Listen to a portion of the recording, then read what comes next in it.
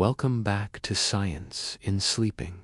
I am so glad you are here tonight, settling in, giving yourself the gift of rest.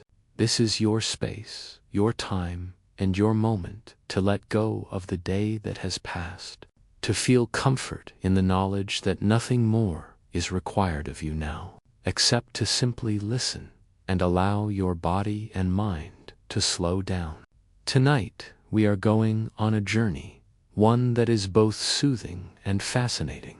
We will be drifting gently into the world of mountains, the silent giants that shape our landscapes, the ancient peaks that stand watch over valleys and rivers, and the quiet geological stories that unfold beneath our feet. This will be a story of time, of patience, of forces so vast and slow that they stretch across millions of years, and yet we will explore them together in a way that is calming, unhurried, and perfect for sleep. If you are here to fall asleep, know that you do not need to remember any of this. There is no test, no pressure, no obligation to hold on to these words. If your mind drifts away, that is perfectly fine. In fact, it is welcome.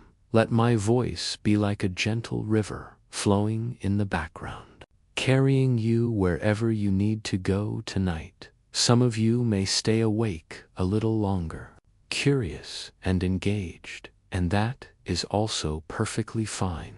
This space is for both learning and resting, for drifting between awareness and dreams. Before we begin, I want you to know you are not alone. Many people from all over the world are listening with you right now. Some in quiet bedrooms lit only by the soft glow of a screen. Some lying on couches, some with headphones in, some listening at 9 in the evening, some at midnight, some in the earliest hours of morning. Together, across time zones and across distances, we form a quiet little community, a circle of listeners joined by curiosity, by a shared wish to rest, and by a fascination with the mysteries of the universe. I'd love to know where you are listening from and what time it is for you. Maybe you are in a city where lights still flicker outside your window. Maybe you are in the countryside, where stars are scattered across the sky. Wherever you are, I want you to know that you belong here. This is your safe space, a soft corner of time carved out just for you. Now take a slow breath in and let it drift out gently. Feel your body settle into the surface beneath you. Notice the weight of your blanket, or the softness of the pillow. Notice the way your muscles begin to loosen, your jaw unclenching, your shoulders softening. The world outside can wait. Right now, there is only this, only rest, only calm. And so, as we begin tonight's exploration, let me give you permission to simply relax, to let go of any expectations, to release the need to hold on to every word. You can drift in and out, like waves rising and falling on a shore. Your mind may wander, and that is completely fine. That is what it is meant to do. So, settle in, get comfortable, and allow yourself to rest. Tonight, we will drift into the science of sleeping and into the story of how mountains are born. From the depths of the Earth's crust to the lofty summits that pierce the clouds, from the slow movements of tectonic plates, this is a story written in rock, in time, and in silence. A story as old as the planet itself, and one that we will explore together, gently, calmly, slowly, as the night carries you toward sleep. Have you ever wondered what lies beneath your feet? Not just the soil or the rocks you might see on the surface, but the immense, restless forces hidden deep within the earth. For most of us, the ground feels stable, permanent, unmoving. But in reality, the Earth is alive in ways we can barely imagine, shifting, breathing, changing over millions of years. And from these hidden movements, mountains are born. The great peaks that rise into the sky, silent and patient, are the children of a restless planet. Tonight we will drift into this story together, calmly and slowly, exploring how the solid ground beneath us is not so solid after all. Picture yourself standing at the edge of a vast valley. The air is cool, the light is soft, and the shadows of distant peaks stretch across the horizon. You can feel the earth beneath your feet, strong and steady. And yet, somewhere far below, deep in the planet's crust, rivers of molten rock move with unimaginable patience, pressing and shifting, slowly but surely, guiding the fate of mountains. It is as though you are standing on the surface of a giant, breathing being, one whose movements are too slow for the eye to see, but whose power has shaped every ridge, every valley, every landscape you know. Take a deep breath now. Let the image of these mountains surround you, and let us drift deeper into the story. The Earth's crust is not a single unbroken shell. It is more like a patchwork quilt made up of enormous plates. These tectonic plates, as scientists call them, float on a softer layer of rock beneath. They are constantly moving, though so slowly that you will never notice it from day to day. But over millions of years, their collisions, separations, and sliding motions have reshaped the face of the planet. When two plates push against each other, something extraordinary happens. The crust crumples and folds, just like a piece of cloth when it is pushed from both sides. And from this folding, mountains begin to rise. Imagine taking a rug on your living room floor and pressing its ends together. The rug buckles and wrinkles upward, creating ridges. In much the same way the Himalayas were born, still rising today as the Indian plate pushes into the Eurasian plate. Even now, Mount Everest grows a little taller every year. This is the Earth's patience at work, a story written not in days or centuries, but in millions of years. Did you know that some of the tallest mountains on Earth are still climbing higher right now? Or that entire continents have shifted thousands of kilometers since they first formed? The continents you know today are like rafts, drifting on a vast ocean of rock. And their journeys have been going on since long before humans appeared. Once, South America was pressed tightly against Africa, the two landmasses partying only about 130 million years ago. And if you look closely at the coastlines, you can see how they still seem to fit together like puzzle pieces. In that slow separation, the Atlantic Ocean was born, and just as oceans open, mountains close. Because where plates meet, land is pushed skyward. It is almost as if the planet breathes, expanding here, compressing there, creating the landscapes we walk upon and marvel at. Of course, not all mountains are formed this way. Some are born of fire rather than pressure.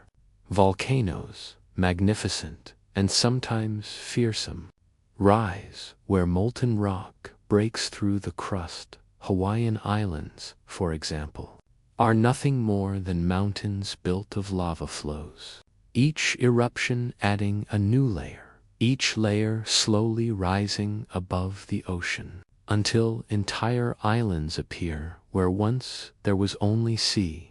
It is humbling to think that islands we might vacation on, walking barefoot on their sandy beaches, were created grain by grain, eruption by eruption. by the patient hand of earth itself. And there is another kind of mountain, too, the fault block mountains, created when the crust stretches and cracks. Imagine a great piece of land split into blocks, some pushed upward, some dropping downward. The Sierra Nevada range in North America is an example. Sharp ridges rising on one side, gentler slopes falling away on the other, even in their stillness. Mountains hold the memory of violent movements, like wrinkles etched into the face of the earth. What all of these stories share is a sense of time so vast that it stretches beyond our imagination. We think in terms of days, weeks, perhaps decades, but the earth writes its story in millions and billions of years. And yet, somehow, by listening quietly, we can glimpse this slow heartbeat. We can look at a mountain and know that it is alive in its own way. Not alive like you or I, but alive as part of a breathing, shifting world, alive as a memory of fire, of collision, of time itself. If you close your eyes for a moment, imagine standing at the base of a mountain. Feel how small you are compared to its vast slopes, and yet know that every pebble at your feet was once part of that mountain's story. That even the smallest stone carries the memory of ancient forces. When you touch it, you are touching time, touching the history of the planet itself. And so we begin to see mountains not only as scenery, but as storytellers, patient and eternal. They remind us that great changes do not happen in a rush, that transformation takes time, that strength is built layer by layer, stone upon stone, moment upon moment. Perhaps there is comfort in that. Perhaps there is a lesson we can carry into our own restless lives, that it is all right to move slowly, that it is all right to grow in silence, that it is all right to simply rest, knowing change is always happening, even if it is too slow to notice. And as we prepare to move forward, let us hold this image of the earth gently shifting beneath us. Plates moving like drifting rafts, mountains rising like wrinkles on the face of time, and our own lives resting briefly, peacefully, within this grand unfolding. Soon we will drift into another part of the story, but for now, let yourself breathe slowly, and let the thought of mountains cradle you into calm. Have you ever wondered if the tallest mountains you see are really as tall as they seem? It might surprise you to know that what rises above the clouds is only half the story, that for every towering peak there is an unseen depth hidden below the surface of the earth, a buried foundation like the roots of a tree, stretching deep into the crust. In fact, the mountains you admire are merely the visible tips of far greater giants, silent giants that extend downwards, unseen and mysterious. And it is within this hidden world that the true balance of mountains is kept. Imagine yourself walking across a meadow at the base of a mountain. The grass is cool beneath your feet. The air carries a hint of pine. You look up at the immense slopes that rise before you, snow glinting in the pale light of the moon. It feels almost impossible that such mass could simply sit there, unmoving, unmoved, as though placed deliberately by some greater hand.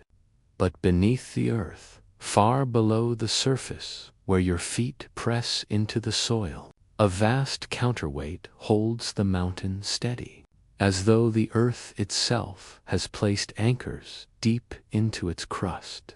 This balance is known as isostasy, and it reveals that mountains float in a sense, their massive weight pressing downward into the softer layers below.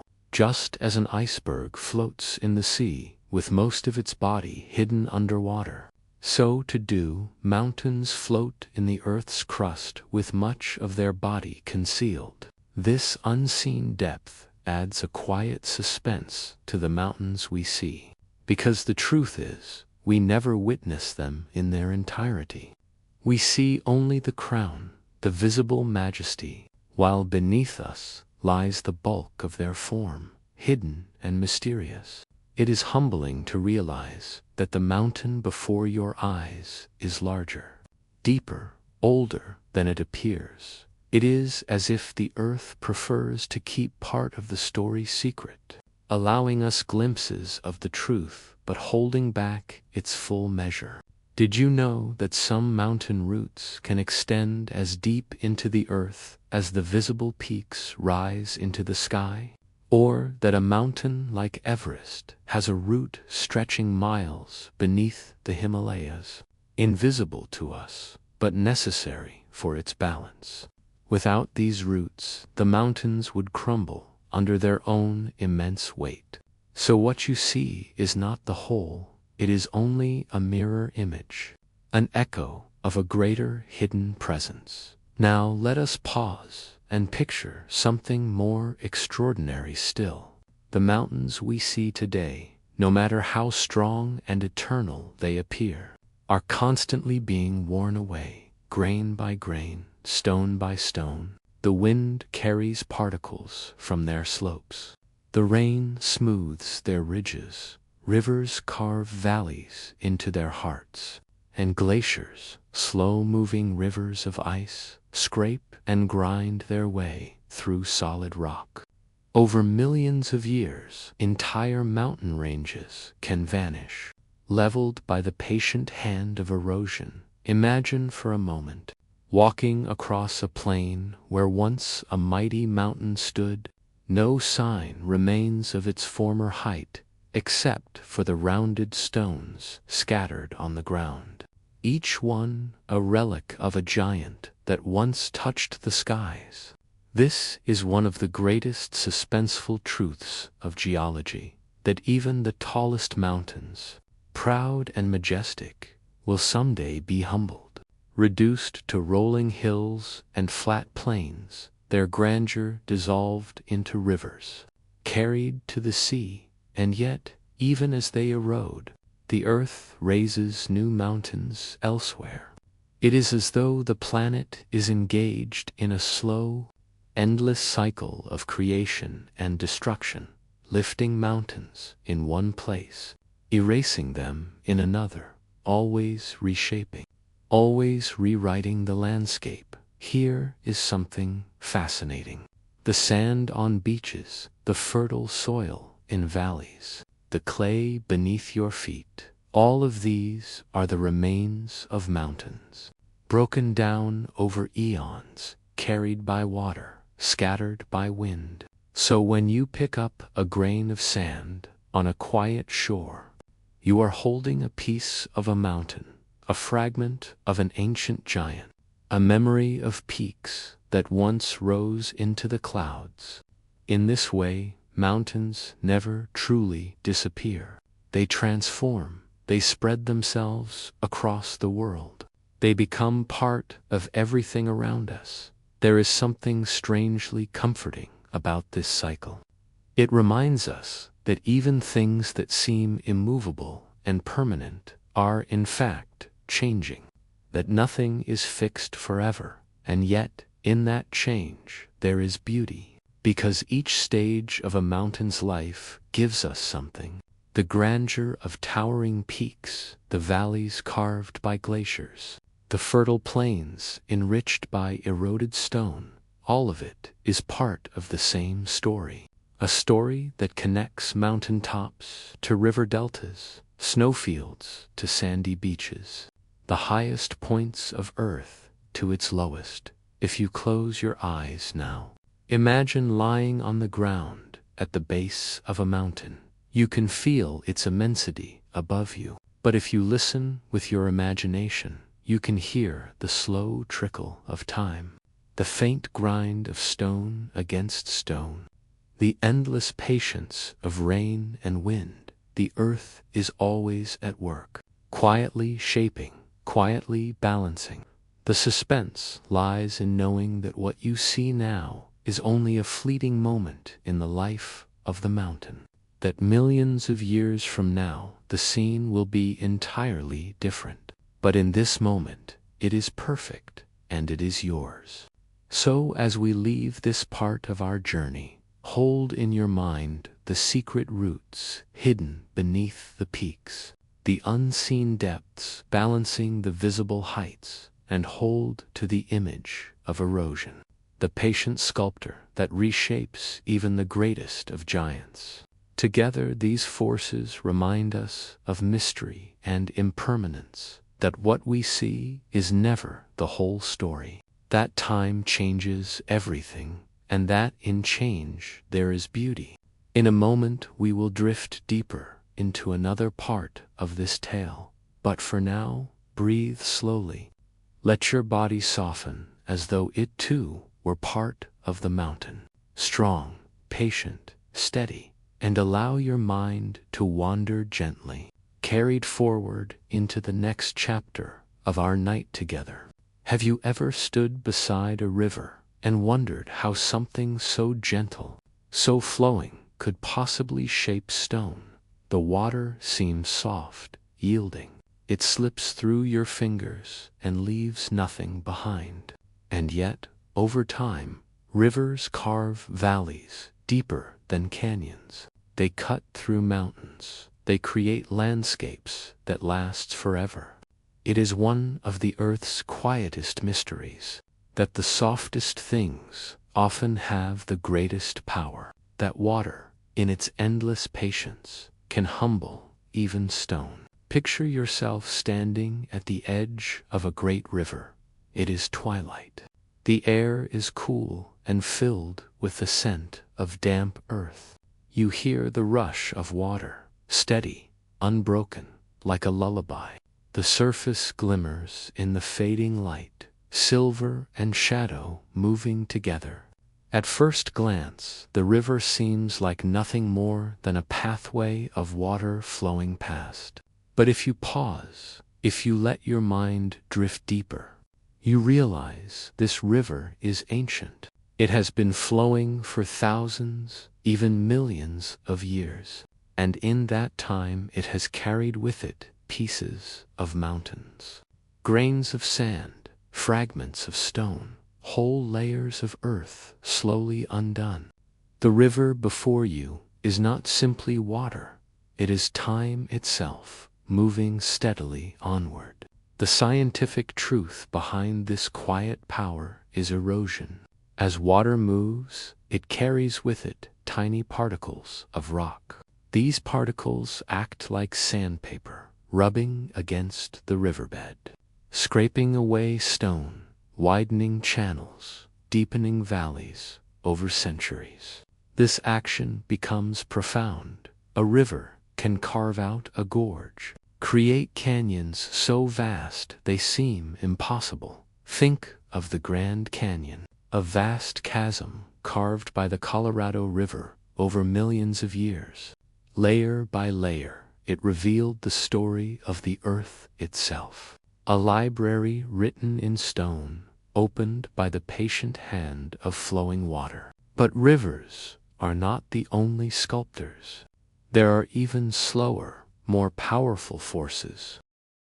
High in the mountains, where the air is thin and cold, snow gathers, pressing upon itself year after year, until it becomes ice, not the ice of a winter pond, but immense rivers of frozen water that begin to move. These are glaciers, and though they move so slowly that you might not notice their progress in a lifetime, their strength is immeasurable. They press forward with the weight of mountains themselves, scraping away valleys, dragging boulders, shaping entire continents. Imagine a glacier at night under the light of the moon. It appears silent, unmoving, yet beneath the surface, inch by inch, year by year, It creeps forward, grinding the bedrock, carving the slopes of mountains into sharp ridges and deep valleys. It is suspenseful to think that beneath such stillness lies unstoppable force, that something appearing so calm can transform the face of the earth. Did you know that much of the world we see today was carved by ice? The deep fjords of Norway, their sheer cliffs plunging into the sea, the wide U-shaped valleys in the Alps and Rockies, all of them are the fingerprints of glaciers. Long after the ice has melted, its artistry remains etched into the land, a reminder of a presence that shaped the earth and then vanished. There is something haunting about glaciers. They are not only sculptors, but also keepers of time. Within their frozen depths lie bubbles of ancient air, tiny records of climates long gone. Scientists can read these bubbles like a diary of the earth, learning of ages when the world was colder or when it was warmer. The glacier holds these memories in silence, carrying them forward through centuries until someone comes to listen. Now close your eyes and picture a valley shaped by both water and ice, a river flowing through its heart, its banks lined with trees and meadows. Above it, steep cliffs carved by glaciers long ago, the story of both sculptors written in every slope and curve. This valley is alive with memory. It is both ancient and new. And as you imagine yourself standing there, you feel as though you are standing not in a place, but in a timeline, one that stretches far back before you and will continue long after. The suspense of mountains lies not only in their heights, but in their transformations. Every peak you see today will someday be reshaped. Every valley you walk will someday be changed, perhaps filled with rivers, perhaps widened by glaciers yet to come.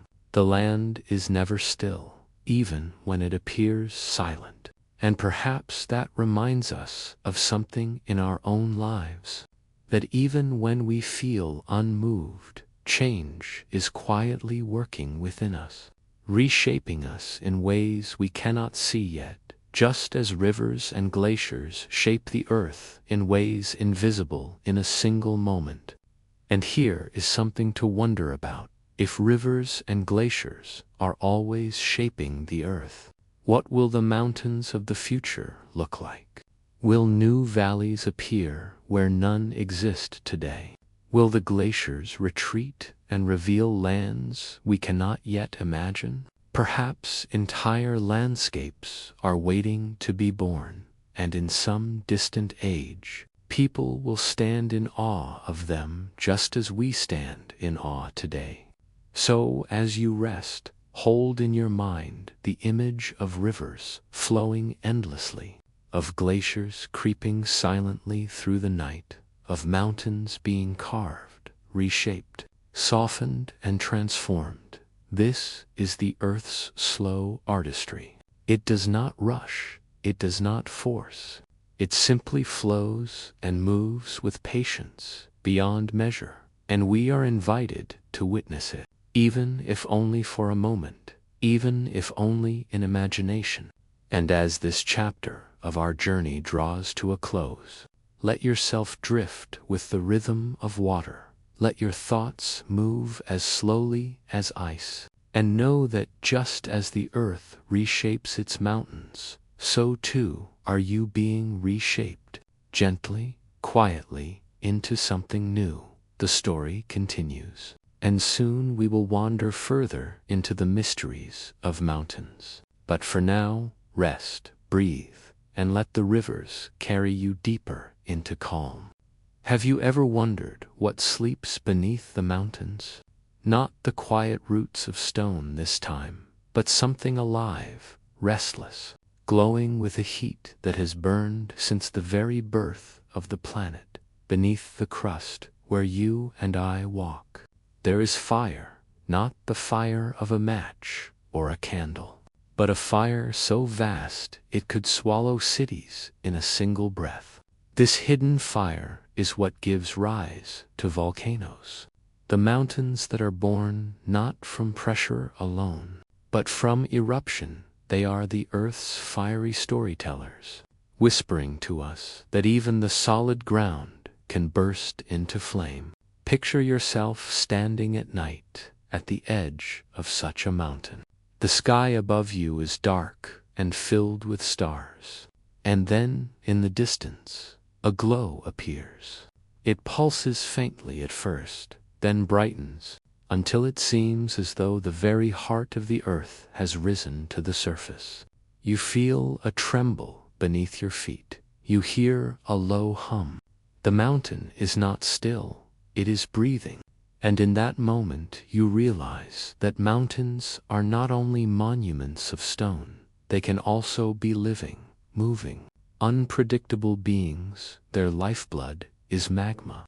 Their voices are eruptions, and their silence is always filled with suspense. The science behind this fire is both simple and astonishing. Deep beneath the crust lies the mantle, a layer of rock so hot that much of it flows like thick liquid. This molten rock, called magma, seeks escape. It pushes upward through cracks and weaknesses in the crust, and when the pressure becomes too great, the earth releases it in a burst of fire, a volcanic eruption. What you see then is not destruction alone, but creation, because every flow of lava, every layer of ash builds something new, an island, a plateau, even an entire mountain chain. The Hawaiian Islands, for example, are the children of fire, born one by one from the sea as lava rose, cooled, and hardened, until land appeared where there was none before. Did you know that even the tallest volcanic mountains, like Mauna Kea, which rises from the seafloor of the Pacific Ocean, are technically the largest mountains on Earth, bigger even than Everest when measured from their base beneath the water? This means that hidden beneath the waves lies more of the mountain than most of us will ever see. A giant concealed, a mountain that tells its story not in silence but in eruptions. There is something suspenseful in the way volcanoes sleep. For decades or centuries they may appear calm, their slopes green with forests, their ridges white with snow. Villages may grow around them. Children may play in their shadows, and yet, deep within, the fire waits, unseen, unheard, until one day it rises. And the mountain reminds us that it was never truly asleep. It was only waiting, yet even in their eruptions, volcanoes give more than they take. The soils left behind by volcanic ash are some of the richest on Earth.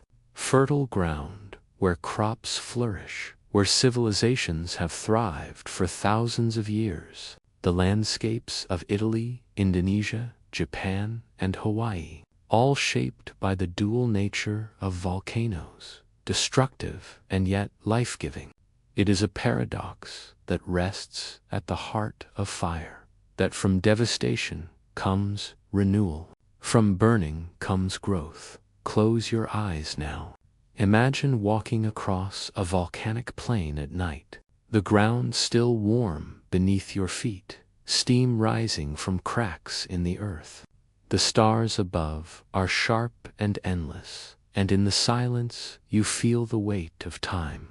You realize that every stone around you was once molten, that the very ground you stand upon was created by fire. You are walking not just on Earth, but on the memory of its heartbeat, because volcanoes are the Earth's way of exhaling, a reminder that beneath our fragile surface, the planet is alive, always shifting, always burning, always renewing. There is suspense in knowing that volcanoes shape not only the land but the air. When they erupt, they release gases and ash into the atmosphere, sometimes enough to change the climate of the world. There have been times when eruptions dimmed the sun, cooling the earth for years. Times when entire empires felt the weight of a mountain's breath. And yet, without volcanoes, life itself might not have thrived. For much of the air we breathe, the gases that form our atmosphere, were released long ago through volcanic exhalations. We are here in part because volcanoes gave their breath to the world. Did you know that even far away on other planets and moons, volcanoes tell similar stories? On Mars stands Olympus Mons, the largest volcano in the solar system, so tall and wide it dwarfs every mountain on Earth. And on the icy moons of Jupiter and Saturn, volcanoes erupt not with fire, but with water and ice, spraying frozen geysers into space. The universe itself seems to whisper through volcanoes that fire and pressure, release and renewal, are written into the fabric of planets everywhere. And so we see that volcanoes are not simply destroyers. They are creators, not simply threats, but keepers of balance. They remind us that beneath the surface lies both danger and possibility. They teach us that endings and beginnings are woven together, that even in the most violent eruption there is the seed of something new. Perhaps there is comfort in this paradox. Perhaps in our own lives, the fires we fear may also create paths we could not imagine. That destruction may also be a form of renewal. That endings may secretly hold beginnings as you breathe now. Feel the warmth of this fire deep within the earth, not as something to fear, but as something steady and ancient, a pulse that has always been there, that will always be there, even when you rest. The mountains of fire are breathing for you, keeping balance, keeping the earth alive. And as we prepare to drift into the next part of our story, hold in your mind this image, a volcano glowing under the stars, silent, waiting, a reminder that the world is always more alive than it appears, and that beneath even the quietest surface there may be fire. Soon we will explore another mystery of mountains. But for now, let the warmth of this thought cradle you. Let your breath slow. Let your body sink deeper into stillness. And allow yourself to rest, knowing the earth is alive around you. Alive, patient, and eternal. Have you ever wondered what secrets lie frozen in the heart of mountains? Not fire this time, not the molten breath of earth, but ice, slow and patient, silent and eternal. Glaciers are rivers that do not rush. They do not leap or tumble like streams. Instead, they crawl. They slide with a patience so vast that centuries pass in the time it takes them to move just a few miles.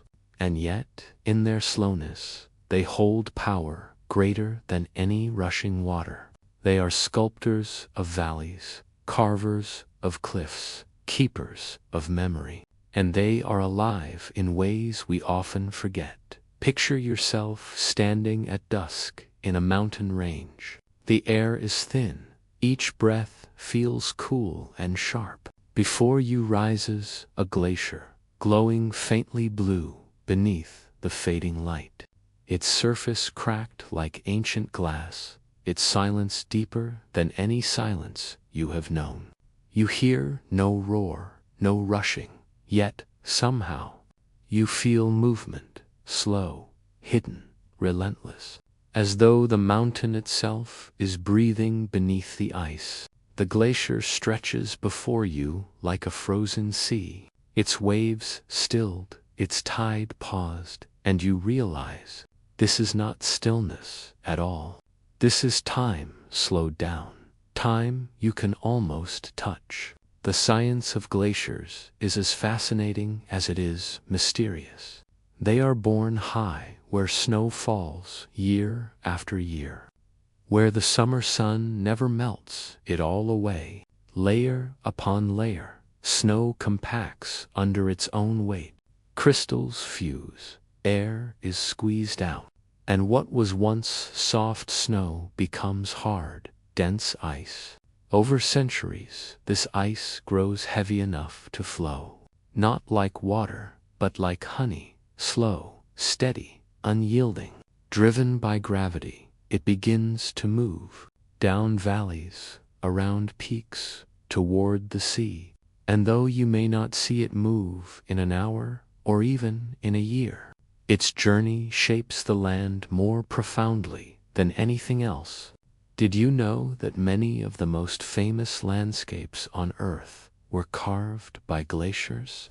The U-shaped valleys of the Alps, the fjords of Norway, the Great Lakes of North America, all created by ice that ground rock like sandpaper, that lifted boulders the size of houses, that carried them for miles and then set them down gently, leaving behind landscapes we now call beautiful, but which were once scars of immense force.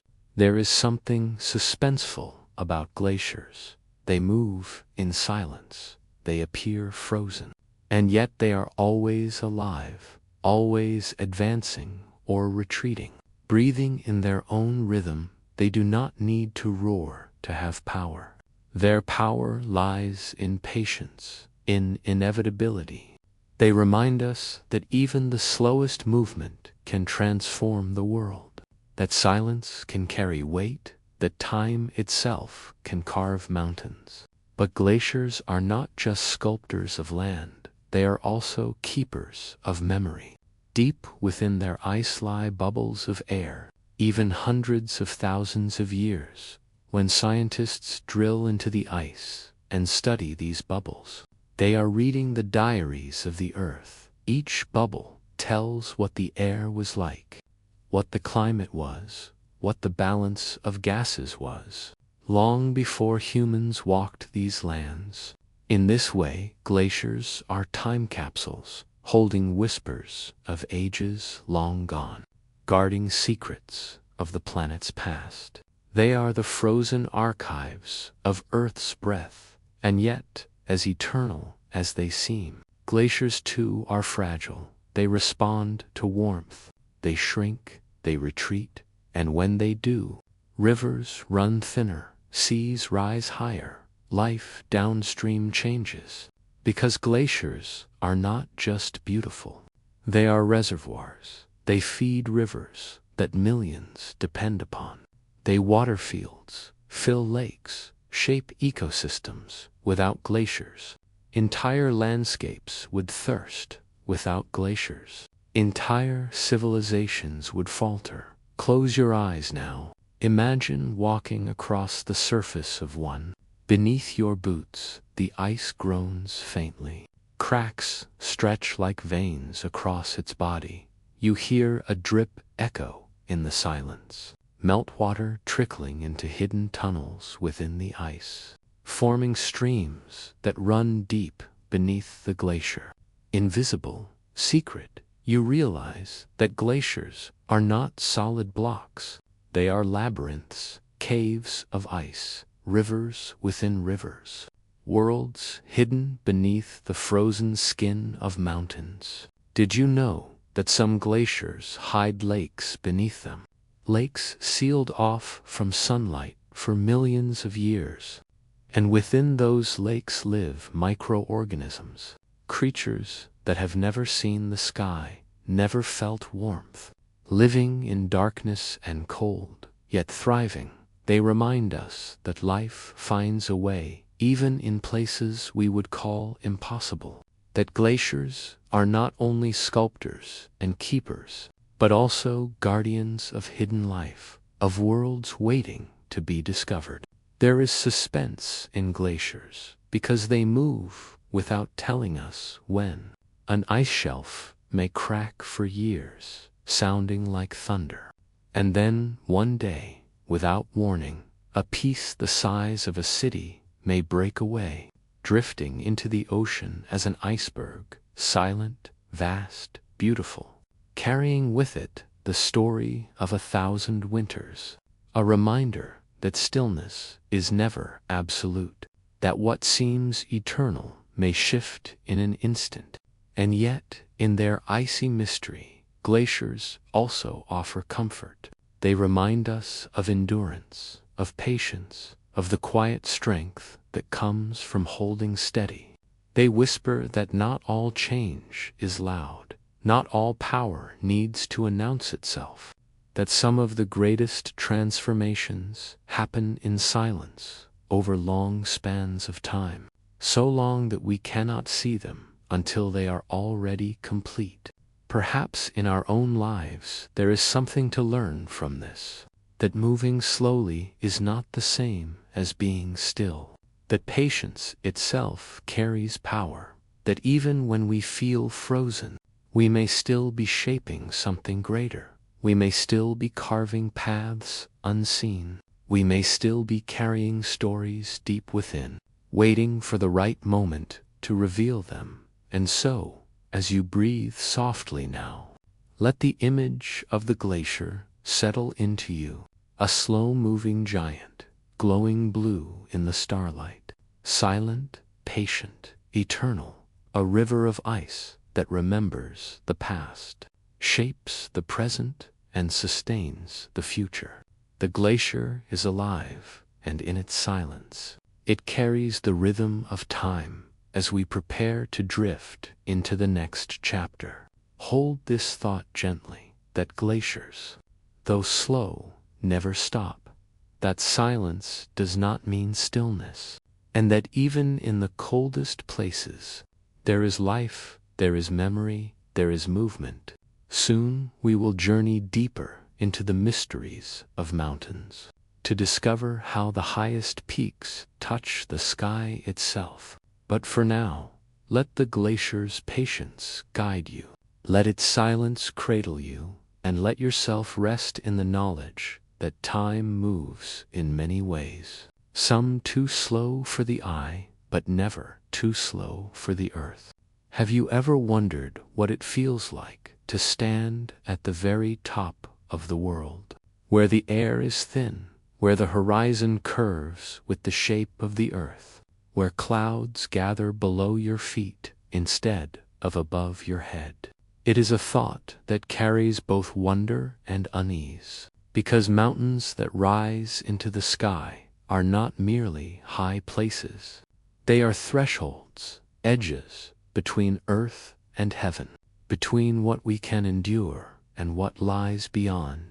Picture yourself climbing gently upward, step by step, the ground beneath you narrowing into ridges, the air around you growing thinner, each breath lighter, each inhalation a little more difficult, the wind sharp, almost metallic, snow swirling, catching the fading sunlight. Far below you lie forests, rivers, and valleys. But up here, the world feels different.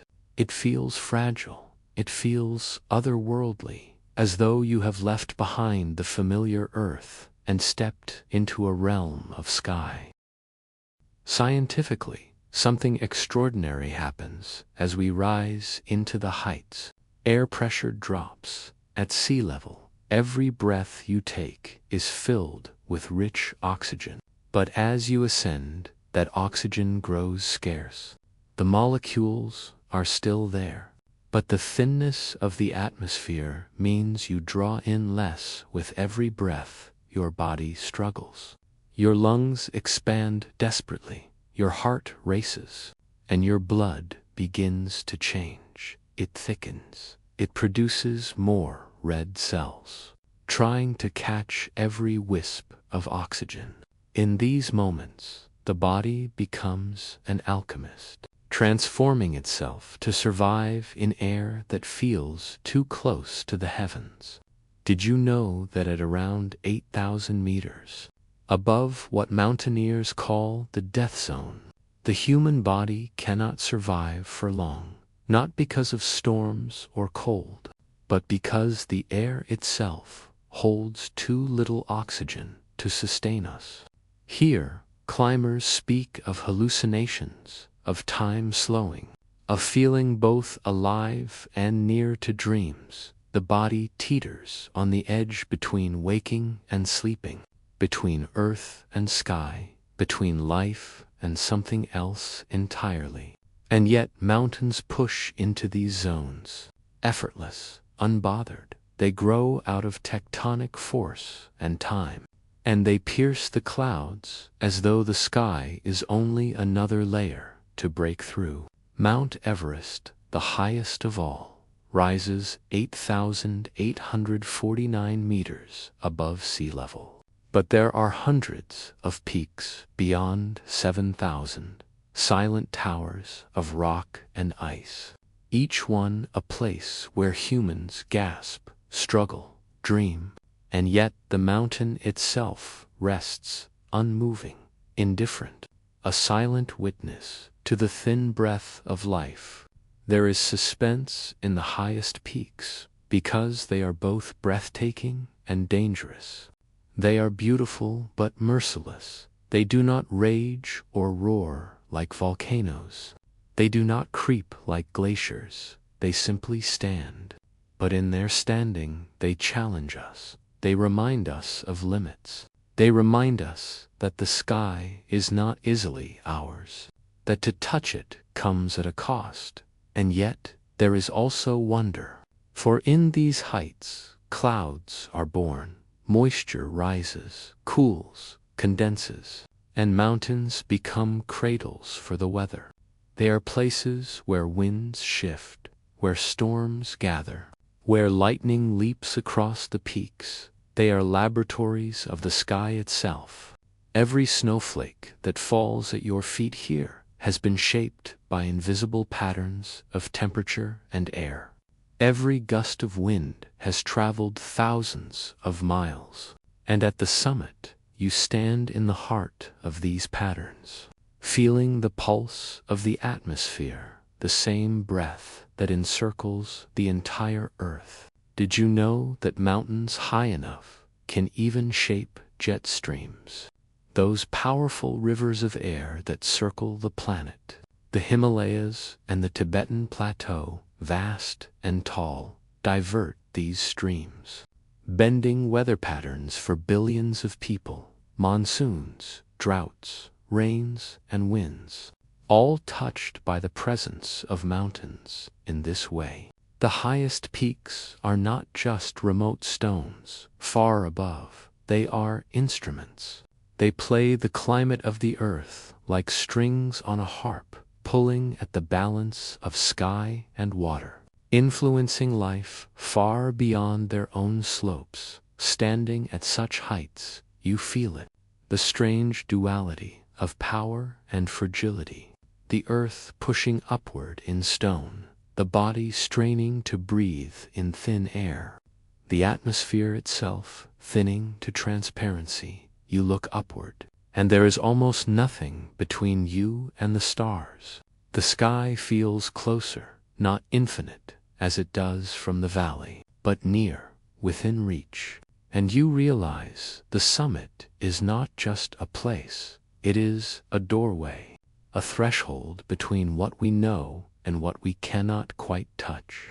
Perhaps that is why so many cultures have seen mountains as sacred, as pillars holding up the heavens, as the homes of gods, as stairways between worlds. Because when you stand so high that clouds pass beneath you, it is easy to believe you are closer to something divine, that the whisper of the wind is a message, that the thinness of air is a reminder of spirit, that the summit itself is not meant to be conquered, but only visited briefly, a reminder of humility.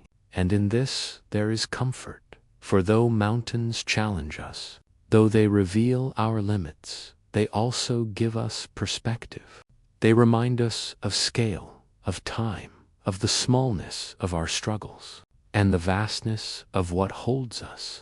When you lie in bed at night, breathing softly, your lungs filling with air so abundant you hardly think of it, you are already at peace compared to those summits, already safe compared to those winds, and perhaps, in imagining them, you can let go, knowing the world is vast, and your place in it is already enough.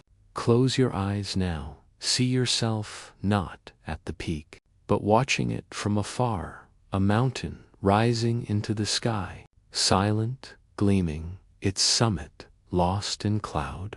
You know it is there, you know it is vast, but you do not need to climb it. You only need to let it remind you of wonder, of perspective, of rest. And so the mountains can stand guard while you sleep, silent protectors reaching into the sky, carrying your dreams upward with them. As we move onward, we will leave the summits for now and journey into the hidden caverns, the underworlds of mountains, where caves and stone chambers hold mysteries as deep as the summits are high. But before we go there, let the image of the peak remain in your thoughts. High above, silent, a reminder of thresholds, a reminder of patience, a reminder of awe. Have you ever wondered what secrets lie not above the mountains, but within them? We look at their peaks, at their snow, at their clouds. But beneath their skin lies another world, a world of caverns so vast they could hold cathedrals, of tunnels twisting like veins, of rivers that flow unseen, of silence so complete that even your heartbeat feels loud. Picture yourself entering the mouth of a cave, the outside light fading behind you, the air turning cooler, damper, your footsteps echoing softly on the stone. The deeper you walk, the darker it becomes, until the only light is the faint glow of a lantern, casting shadows that stretch and shiver across ancient walls. You hear the drip of water, a sound so small and yet so endless, drop after drop, shaping stone, patiently carving stalactites from the ceiling, growing stalagmites from the ground, a rhythm older than memory, a heartbeat of stone. Inside the underworld of mountains, the scale of time changes. Here, a single drop of water, working for 1,000 years, may create a single finger of rock. Here, spaces are shaped not in centuries, but in millions of years. And yet, despite the slowness, the result is breathtaking. Caves filled with crystal pillars, glittering walls, caverns so tall they feel like hidden skies, rivers that sing in darkness, lakes so still they mirror the ceiling perfectly, as if the mountain holds its own secret sky within. Did you know that some caves are older than entire mountain ranges? That beneath our feet lie chambers carved when continents were in different places, when creatures long extinct still roamed above. Some caves are fossil time machines, holding bones of animals trapped by accident, holding imprints of plants long vanished, holding art painted by early humans, silent handprints reaching out across tens of thousands of years. The underworld of mountains is both a geological archive and a human memory. It is the place where history whispers through stone. But caves are not merely dead spaces. They live in their own way. They breathe. They exhale damp air when pressure shifts. They drip and shift with water.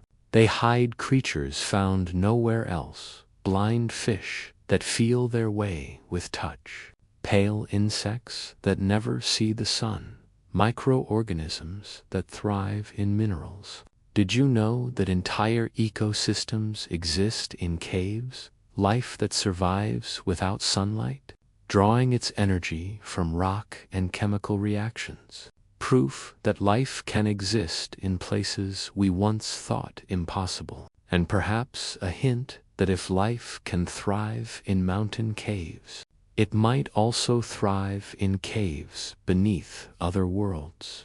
On Mars, on icy moons, hidden beneath alien surfaces, there is suspense in caves because they are both shelter and danger. They are protective but unpredictable. A cave may lead you to beauty or trap you in labyrinths. The walls may crumble, the air may thin, the river may flood. In myths, caves are entrances to the underworld, thresholds between the living and the dead, places where heroes journey not just into the earth but into themselves.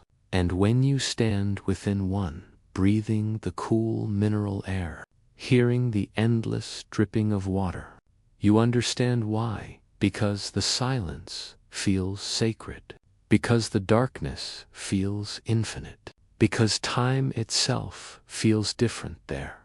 Imagine walking deeper still, your lantern trembling as shadows leap across ancient carvings. Perhaps here someone sat thousands of years ago, painting by firelight, marking animals they hunted, marking stars they saw, leaving behind shapes and signs that outlived their voices.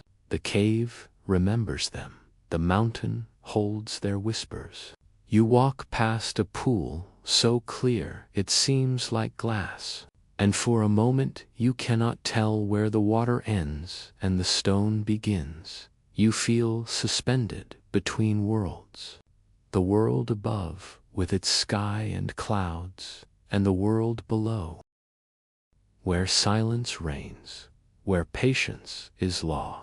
Did you know that some caves hold crystals larger than houses? In Mexico's Cave of Crystals, immense selenite beams, glittering and sharp, have grown in chambers so hot and humid that stepping inside is dangerous. But the crystals themselves are beautiful beyond words. They look like frozen lightning, like architecture built by the earth itself. The mountain in its dark heart-growing jewels no one was meant to see until now. There is suspense in knowing that beneath mountains, entire rivers may flow unseen.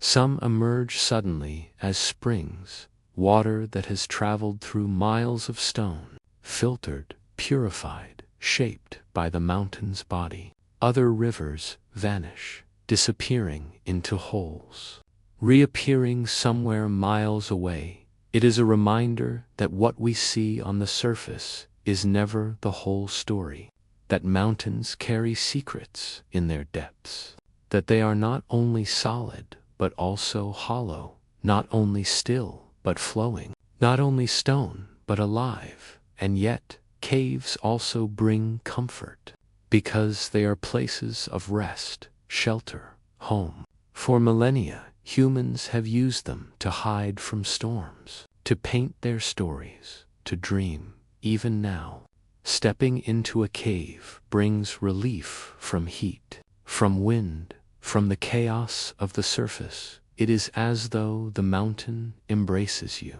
folds you into its body, tells you that you are safe, that here, within stone, you may sleep. Perhaps in our own lives, caves have their reflection.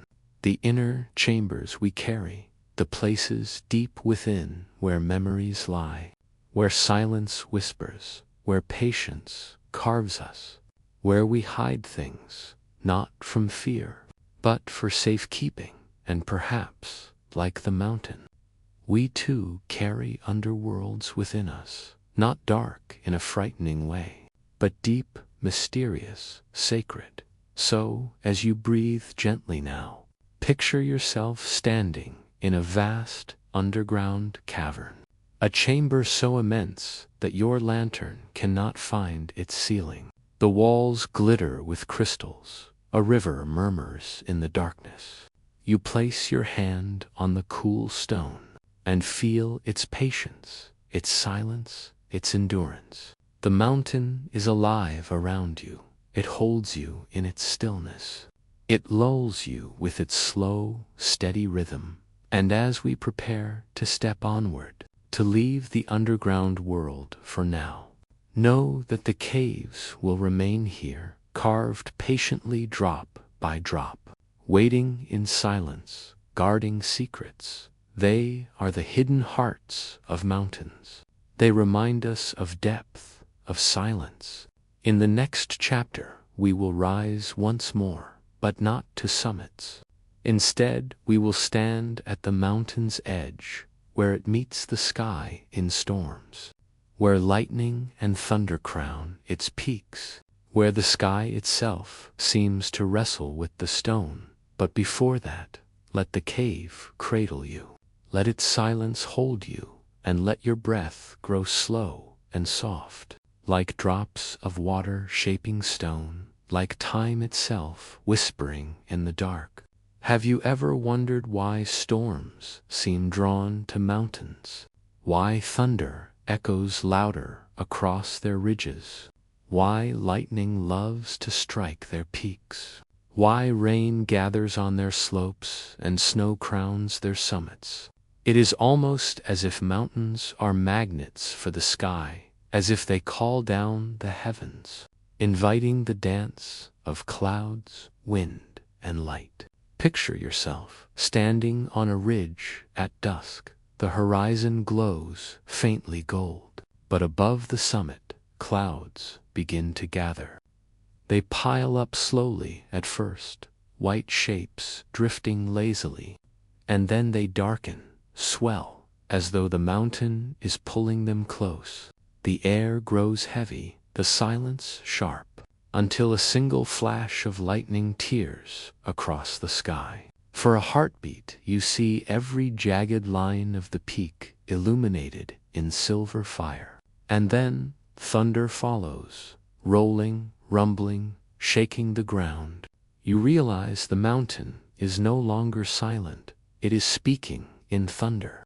It is glowing in lightning. It is alive with storm.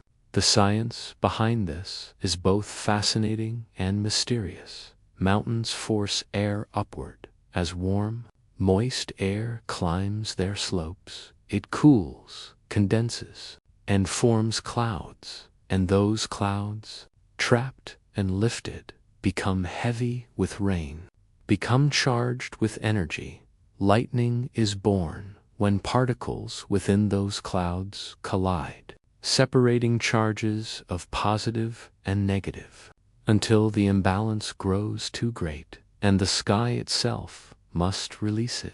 A bolt of electricity leaps, seeking the nearest tall point, and mountains, proud and unyielding, offer themselves again and again as pathways for the sky's electricity.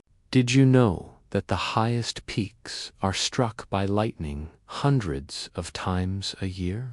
That their stone often carries scars of fire? That their snow sometimes melts in narrow lines where bolts have traveled?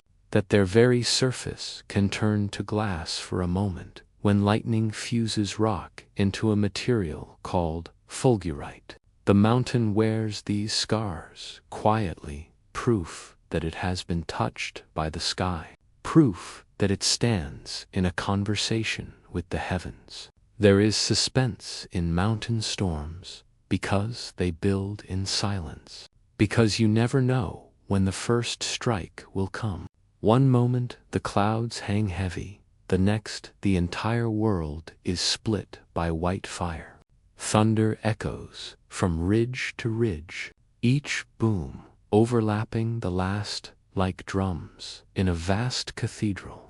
The air vibrates, the ground trembles, the mountain becomes a stage for the raw energy of the planet. And yet storms bring more than spectacle. They bring water, rain that feeds rivers, snow that will melt in spring, glaciers that will grow or retreat depending on their gift. Without storms, mountains would wither. Without storms, valleys below would dry.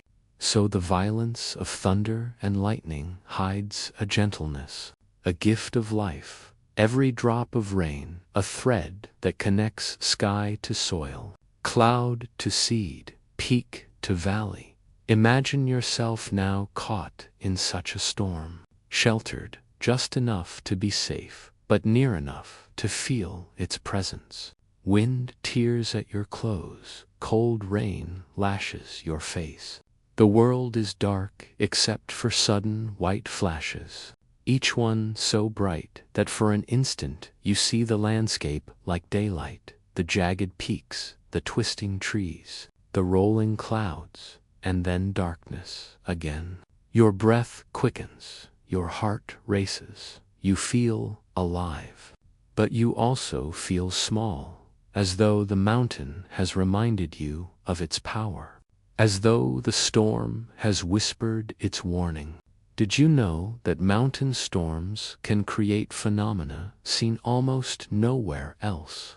Ball lightning, a glowing sphere of electricity that drifts silently across ridges. Sprites, strange red flashes that leap high above thunderclouds. Halos and rainbows made of ice crystals. Storms are laboratories of light and energy, and mountains are their testing grounds, where sky and earth meet, where forces collide, where beauty and danger are one. There is something deeply symbolic about mountains wearing storms like crowns. It is as though their summits are not content with stone and snow alone. They must also be crowned with thunder, with lightning, with clouds swirling like robes of mist in myths.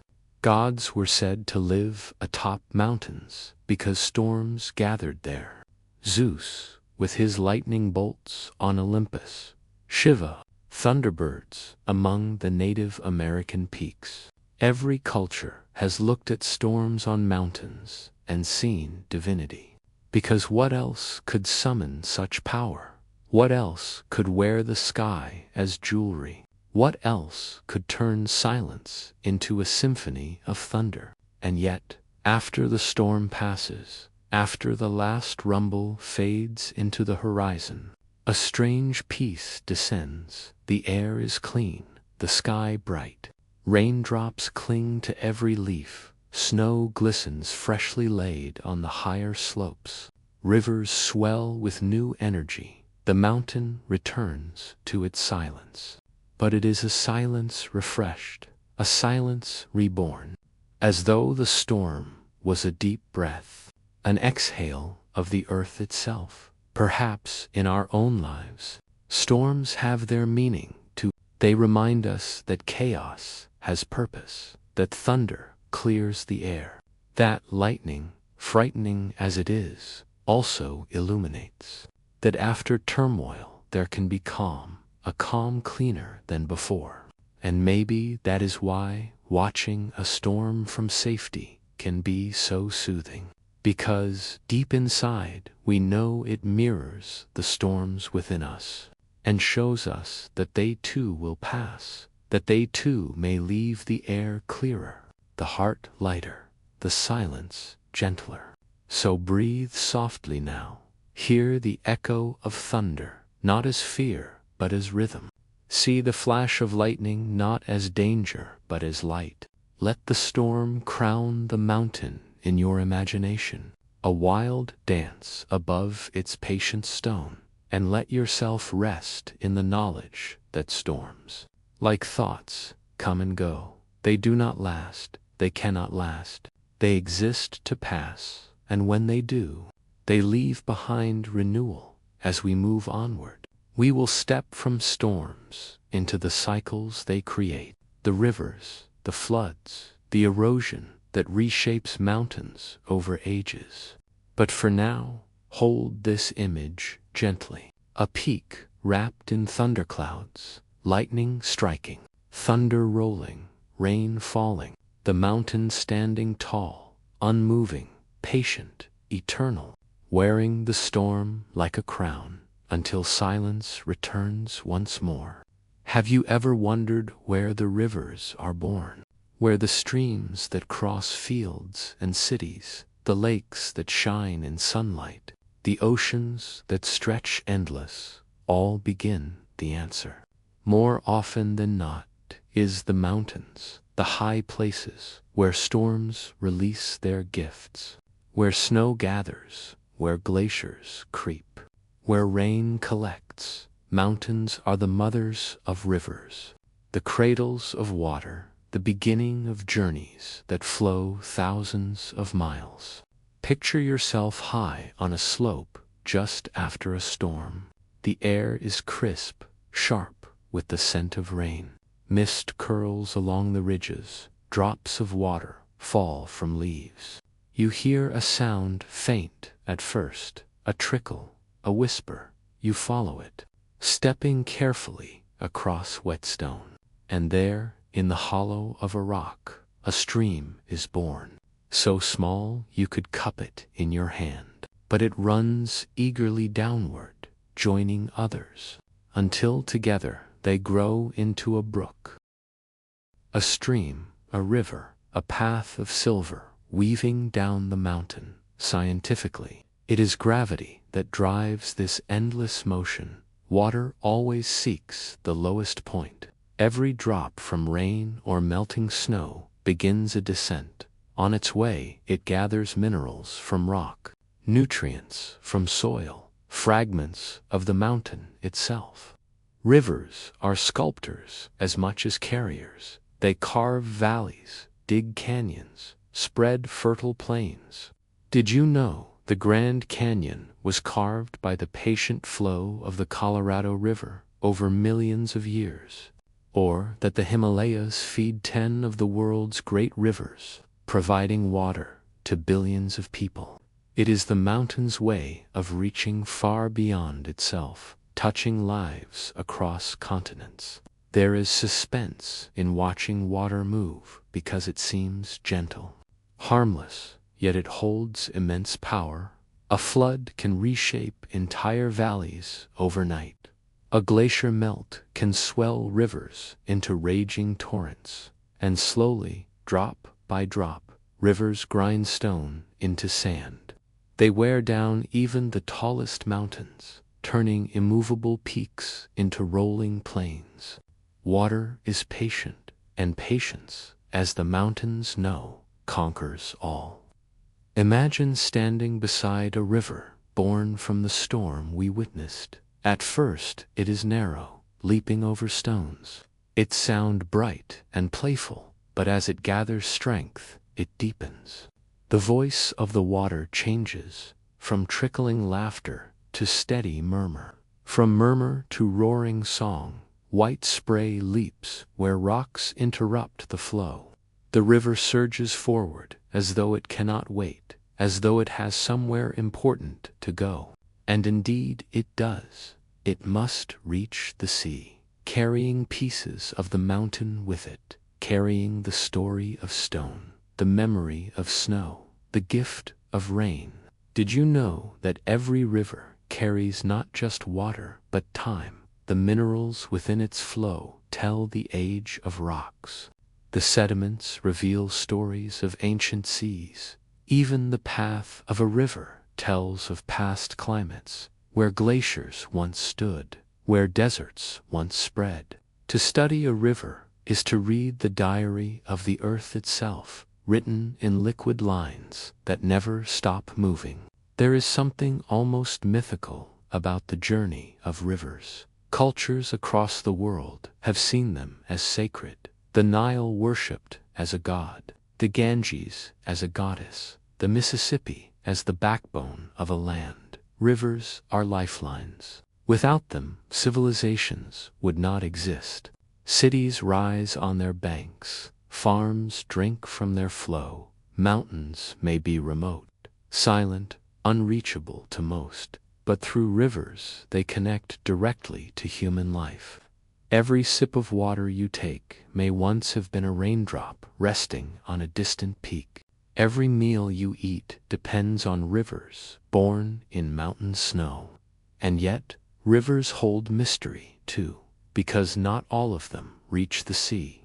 Some vanish into deserts, some sink underground to flow unseen, some split into deltas, spreading fingers of water into the ocean, creating wetlands, marshes, places rich with life where countless birds, fish, and creatures thrive. Rivers are not just roads of water. They are arteries of the planet, carrying life from the heart of the mountains to the wide body of the earth. Now picture night falling on the mountain river. The stars appear one by one above. The sound of rushing water fills the darkness. You see silver glimmers as moonlight catches the ripples. The current keeps moving, unstoppable, tireless, while everything else sleeps. It flows, always onward, its voice soothing, steady, ancient, as though the mountain itself is whispering to the sea through the voice of the river. There is suspense in this thought, because we realize the river never rests, even when we do. It keeps moving, shaping, carving, carrying, and long after we are gone, it will still be flowing, still telling the mountain's story, still feeding life below, and slowly, so slowly, wearing the mountain away, until even the tallest peaks are ground down, until the story of stone is written in grains of sand carried into the ocean. Perhaps this is why watching rivers is so soothing, because they remind us of continuity, of time moving gently forward, of change that is steady, patient, inevitable. They show us that nothing is wasted, that even the harshness of storms becomes gentle streams, that every drop finds its place, that every journey ends in joining something greater. So let the sound of water accompany you now, the rushing, the murmuring, the endless flow. Let it carry away your racing thoughts as surely as it carries stones from the mountain. Let it remind you that movement does not have to be hurried, that progress can be patient, that everything in life, like the river, eventually finds its path. And with that, we will follow the river a little further in the next step of our journey, tracing how rivers not only shape mountains, but carry their legacy into the seas, connecting peaks to oceans, clouds to currents, and stone to eternity. Have you ever wondered what happens to a river when it finally meets the sea? Where does the story of mountain water end? Does it disappear into the endless waves, or does it transform into something larger, something eternal? The truth is that rivers never really end. They merge. They become part of the vast, breathing body of the ocean. And in doing so, the story of the mountain is carried across the world.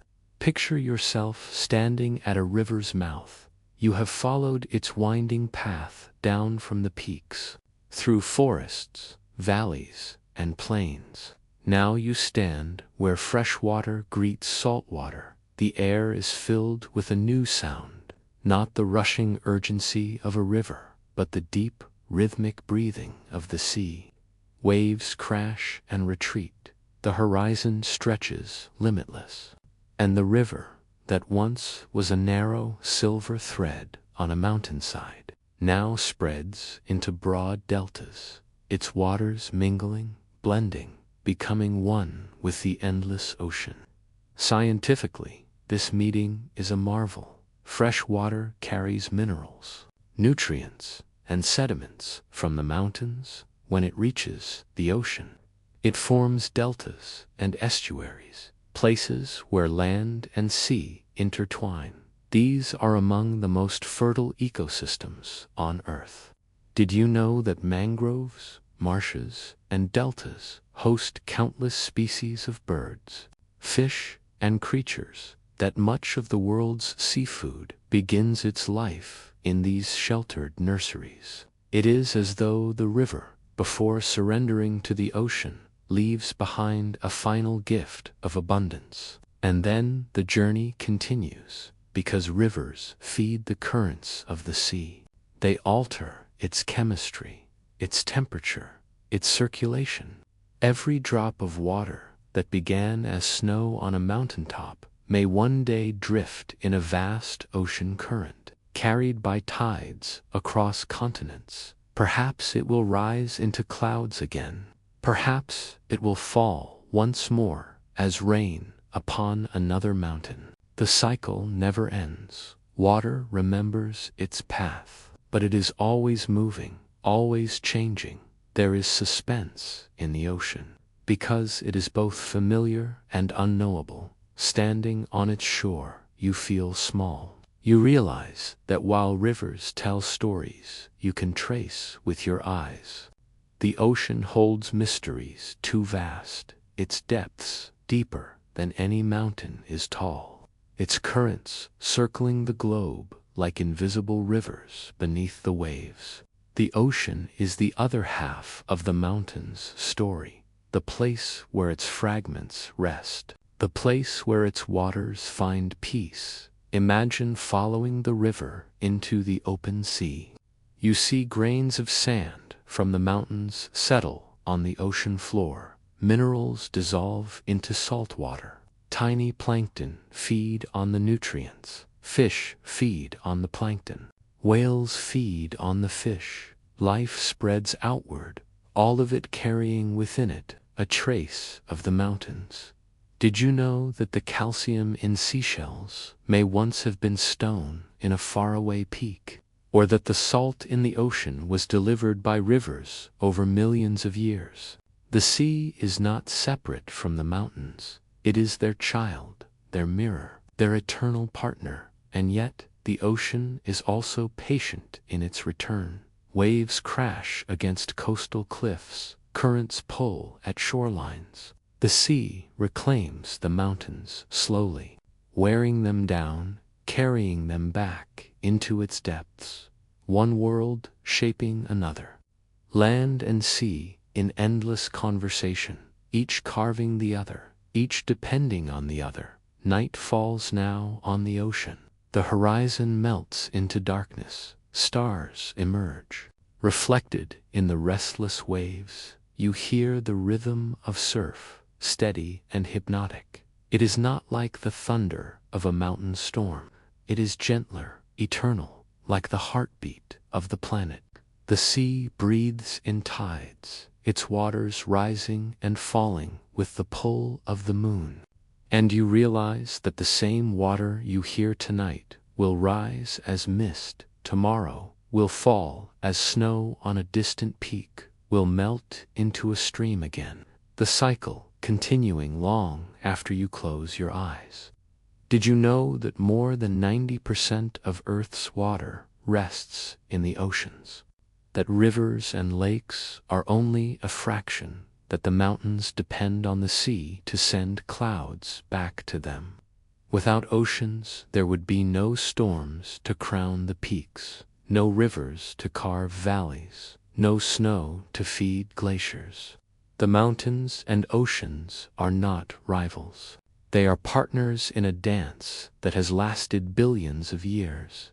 There is awe in realizing this, because it means every drop of water we touch is ancient, older than mountains, older than seas, older even than life itself. It has been ice, mist, storm, river, ocean. It has traveled through clouds, through caves, through bloodstreams. We are part of that same endless flow. Our lives, too, are streams joining something larger, something eternal. So as you imagine the ocean now, its waves folding softly into the night, its horizon endless, its waters whispering against the shore, let yourself rest in the knowledge that cycles never truly end. that rivers never really vanish, that mountains never truly fade. They transform, they share, they return, just as we transform, just as we return. All things flowing, all things connected. Mountains to rivers, rivers to oceans, oceans to clouds, clouds back to mountains. A circle, endless and beautiful. And with that, we will drift onward, for the story does not end at the ocean. Because the mountains themselves rise and fall, they are born, they grow, they die. And from their ashes new peaks are born again. But tonight, let the sound of the sea be your lullaby. Let its waves carry you gently into rest. For like the ocean, your thoughts too can rise and fall. And like rivers meeting the sea, you too can surrender to something larger, something peaceful, something eternal. Have you ever wondered why mountains rise at all? Why they do not remain flat plains? Why the earth insists on lifting stone into peaks that scrape the sky? The answer lies not on the surface, but deep beneath your feet. In the restless movements of the earth's crust, in the great, slow dance of plate tectonics. A dance so vast it reshapes continents, a rhythm so patient it makes rivers and storms seem like passing dreams. Picture yourself lying on the ground. The mountain above you seems still, unmoving, eternal, but beneath the soil, beneath the rock, the earth is alive. The crust is not one solid shell, but a puzzle of plates. Great slabs of stone floating on molten mantle, slowly shifting, colliding, drifting apart. Every step you take rests upon a raft in motion. Though it moves only inches in a year, over millions of years it crosses oceans, builds peaks, and tears continents in two. Did you know the Himalayas, the highest mountains on Earth, were born when India, once an island, collided with Asia some 50 million years ago? The impact still continues today, pushing the Himalayas higher by centimeters every year. Every tremor of an earthquake in that region is a reminder that the collision is not over, that mountains are still being born before our eyes. There is suspense in these colossal movements because they are invisible day to day. You cannot see continents drifting when you look out a window. Yet across deep time, their journeys are undeniable.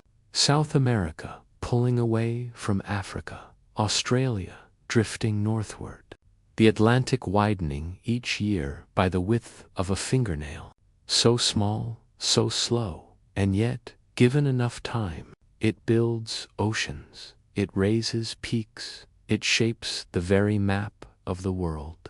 Imagine now, standing at the edge of a subduction zone, where one plate is forced beneath another.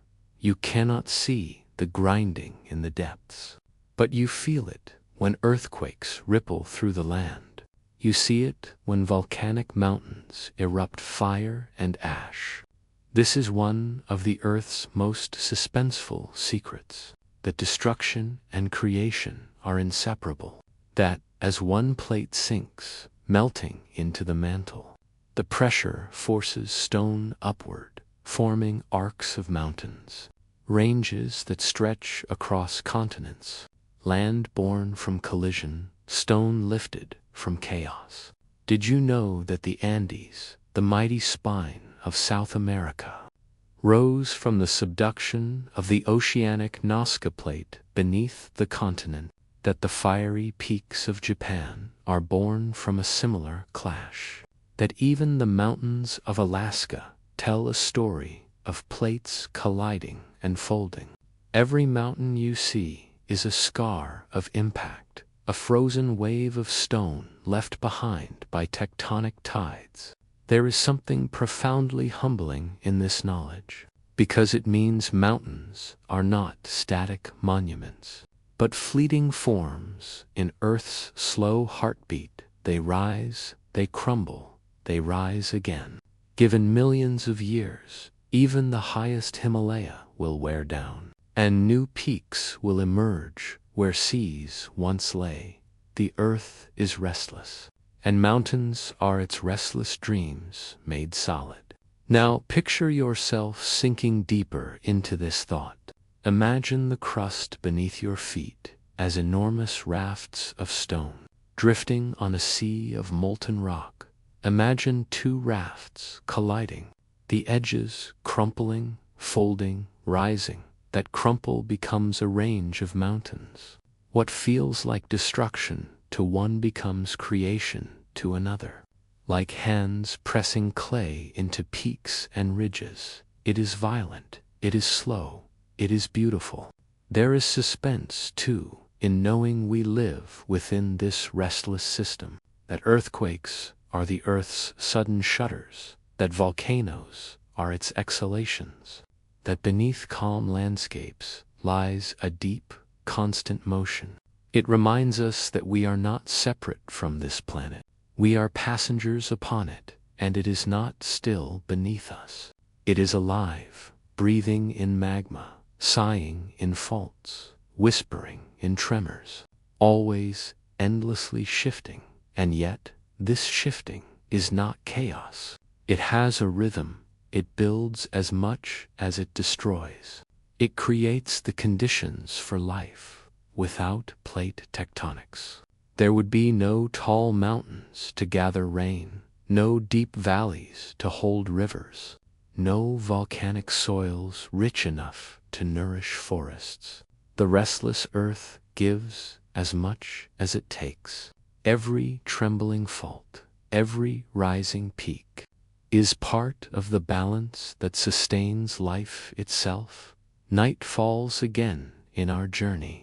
Imagine lying at the base of a mountain, knowing this truth, that its stone is a frozen moment in a collision, that its height is borrowed time, that beneath its stillness the earth shifts. You look up at the stars, they seem eternal, unchanging, and yet even they move, galaxies drifting, constellations shifting.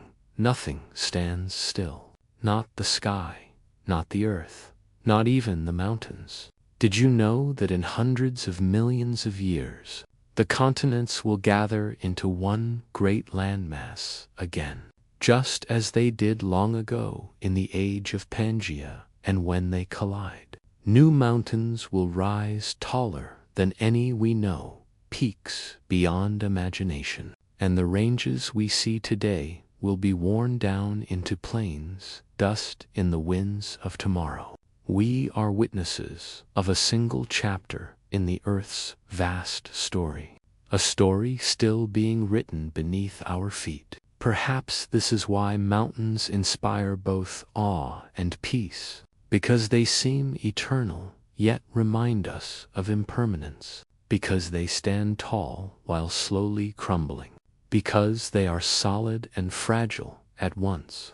And perhaps this is why reflecting on their birth through tectonic fire and collision can ease our minds, because it shows us that even the most violent clashes can create beauty, that upheaval leads to rising, that patience transforms chaos into form, that time, though slow, always shapes what seems unshapable.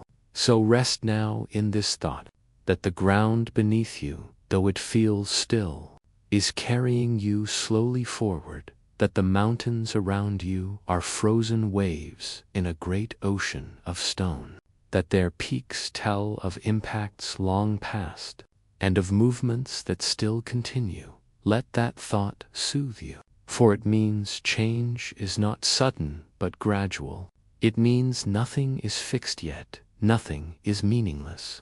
It means that, like mountains, we too are always being reshaped by forces larger than ourselves, by the slow passage of time, and as we drift onward, We will leave the hidden fire of tectonics behind and step into the glaciers, the great rivers of ice that carve mountains anew. For in the cold silence of glaciers lies another suspenseful secret, the ability of ice itself to shape the earth as powerfully as fire.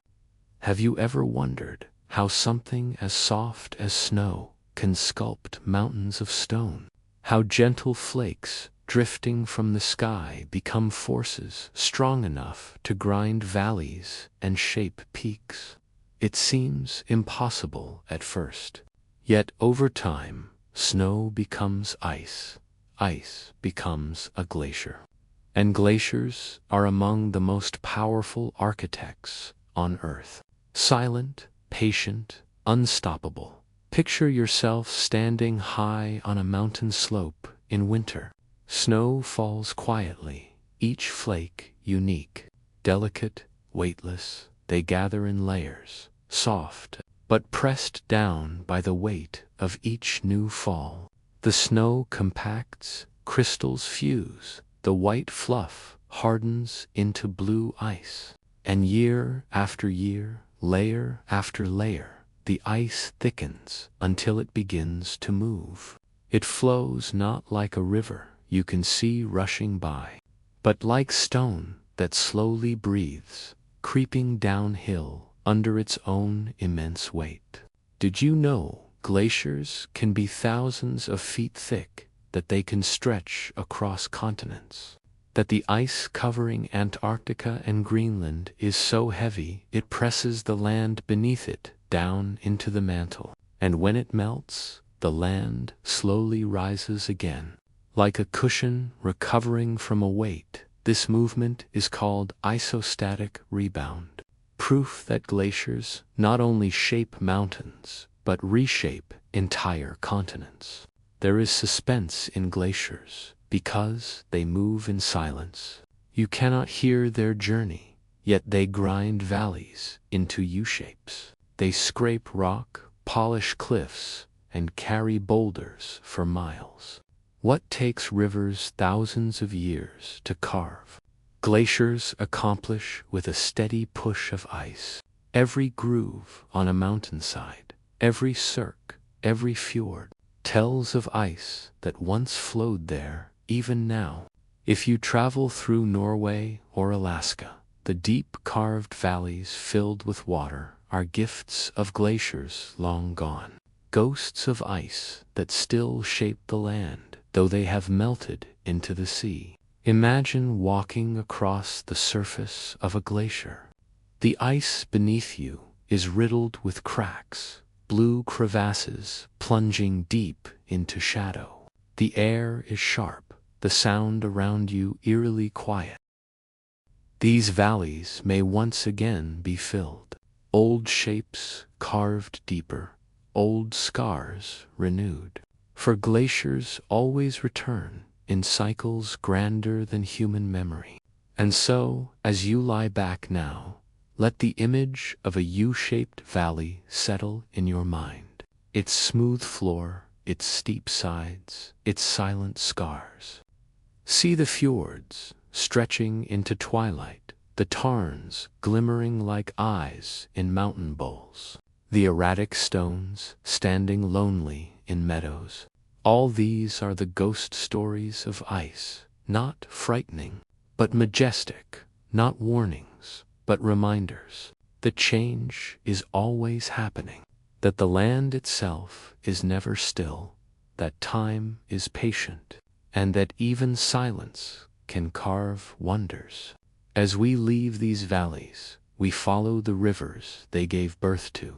For when glaciers melt, water flows, and in our next journey, we will wander with the rivers themselves, carrying pieces of mountains down to the sea, where land, ice, and ocean all meet, and the story of mountains continues in endless waves. Have you ever wondered where the first drop of a great river is born? Have you thought about how something as small as a bead of metal sliding off a glacier in sunlight can grow into a torrent that shapes continents. It begins quietly. Snow melts on a high slope. A drop runs down a rock face. Another follows. Soon a trickle forms, and then a stream. From the breath of glaciers and the memory of snow, rivers are born. Picture yourself at the edge of a glacier, the ice towering above you, white and blue in the light. From beneath it, water emerges, cold, clear, alive. It feels like the glacier itself is exhaling. This water has been locked away for centuries, frozen as snow, long before you were born. Now it rushes free, eager to begin its journey. The stream dances across stones, twisting and turning, but you can feel its determination. It is heading somewhere greater. Did you know that nearly every great river system in the world begins in mountains? The Ganges flows from the Himalayas, the Yangtze from the Tibetan Plateau. The Amazon's farthest sources trickle from the Andes. Even the Mississippi, so vast and mighty, begins as a quiet stream in northern forests. Mountains breathe life into rivers, and rivers in turn spread that life across plains, forests, and seas. There is suspense in rivers because they are both creators and destroyers. They bring fertile soil, they carve canyons, they flood, they retreat, they change course. They are the restless children of mountains, always moving, always shaping, never still. Imagine walking beside one of these newborn rivers. Its current still small, but already it whispers of power. It polishes the stones it touches, it pulls sand along its bed. It carries fragments of mountain downward. Every ripple is a messenger, every drop a traveler. This river is not just water, it is mountain becoming ocean. Did you know that rivers carry invisible cargo, tiny grains of rock called sediment? Each one a piece of mountain slowly being dismantled. Over time, those grains travel hundreds, even thousands of miles. They gather at river mouths to form great deltas. The Nile's gift to Egypt, the Mississippi's vast fan into the Gulf, the Ganges and Brahmaputra's immense spread into the Bay of Bengal. All are mountains dissolved and reborn as new land. Rivers are sculptors too, though their touch is gentler than glaciers.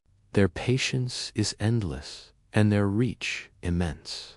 Now picture night falling on a river. The sound of water rushing becomes the heartbeat of the valley. Moonlight glimmers on its ripples, the air cool and damp. You sit by its edge, and it feels alive. You realize that the same water passing you now may someday join the sea, or rise into the air as cloud, or fall again as rain on another mountain. Rivers are not lines, they are circles, endless cycles of flow. There is suspense in the thought of rivers carving deep canyons. Consider the Colorado River, a modest stream at its source, but given millions of years, it carved the Grand Canyon, one of the greatest wonders on Earth. Layer by layer, the river sliced through stone, revealing ancient secrets of the planet's history. If glaciers are the chisels of Earth, then rivers are the brushes, painting valleys, canyons, and plains with patient strokes. Did you know that rivers sometimes vanish, not because they end, but because they slip underground, flowing through limestone caverns, re-emerging miles away?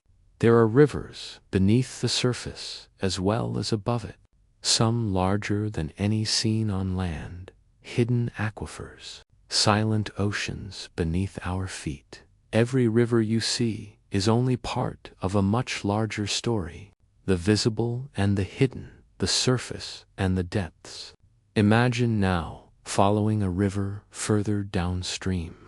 It gathers strength, tributaries join it like friends. Its voice grows louder, it curves and meanders, carving oxbows and loops, leaving behind crescent lakes where it once flowed.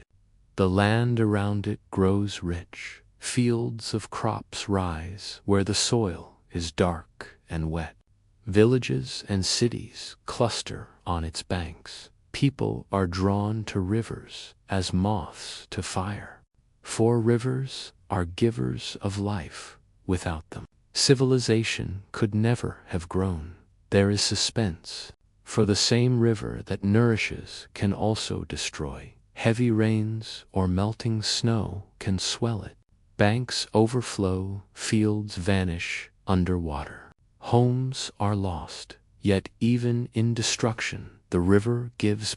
For when floods recede, they leave behind fertile silt, new soil for crops, a cycle of loss and renewal, always repeating, always reminding us of nature's dual face. Did you know rivers even shape the ocean? At their mouths, they form deltas, but they also carry nutrients into the sea, feeding fish, plankton, and life unseen. Without rivers, the oceans would be poorer, the balance of earth weaker. Mountains would crumble without meaning, for it is rivers that complete the journey, bringing stone to the sea, bringing life to the edge of land. Now picture the river as it finally meets the ocean, its voice lost in the roar of waves. Its waters no longer separate, but joined into something larger. The journey from snowflake to sea is complete, and yet the river is not gone. It will rise again as vapor, drift as cloud, fall as rain or snow, begin once more as a mountain trickle, eternal and unbroken.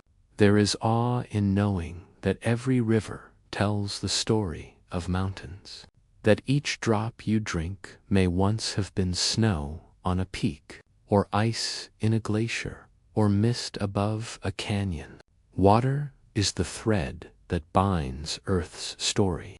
The river is the path it walks. So rest now with this vision of rivers shining in moonlight, whispering through valleys, thundering through canyons, spreading wide into deltas, and finally surrendering to the sea. Feel their flow in your own thoughts, steady, gentle, inevitable, like the rhythm of breath, like the passage of dreams. And as we leave the river behind, we will follow it into the ocean, where mountains dissolve into salt and waves, and the story of stone continues beneath the surface, carried by currents into mysteries deeper than night itself.